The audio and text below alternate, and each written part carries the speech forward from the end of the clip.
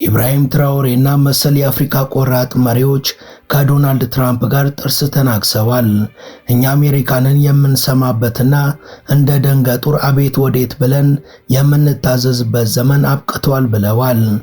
አቋማቸው ዥዋዥዌ የነበረው የደቡብ አፍሪካው መሪ ራማፎሳም አሜሪካና መሪዋ ሀገሬን ደቡብ አፍሪካን ሊንቁ አይችሉም፣ እኛም ከናንተ እኩል ነን ብለው ቆራጥ አቋማቸውን ተናግረው የነ ትራኦሬን ጎራ ተቀላቅለዋል። ይህ የአፍሪካውያን መሪዎች ጽኑ አቋም የጎረበጣቸው ዶናልድ ትራምፕም ኤምባሲዎቻቸውን ከአፍሪካ ሀገራት ማስወጣት ጀምረዋል። በእነዚህ ሀገራት ውስጥም ቪዛን ከልክለዋል።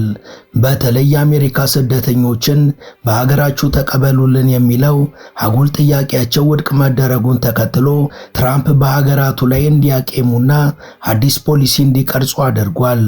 የቡርኪናው የውጭ ጉዳይ ሚኒስቴር ግን የኛ ሀገር የማንም ማራገፊያ ሳትሆን የኮራችና የተከበረች ሀገር ናት በማለት ለትራምፕ አቋማቸውን አሳውቀዋል። Few days ago, President Donald Trump made a statement to the effect that South Africa would not be invited to participate in the G20 in the United States.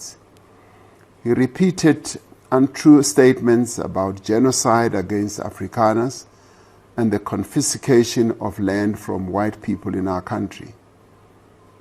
We must make it clear that South Africa is one of the founding members of the G20, and South Africa is therefore a member of the G20 in its own name and right.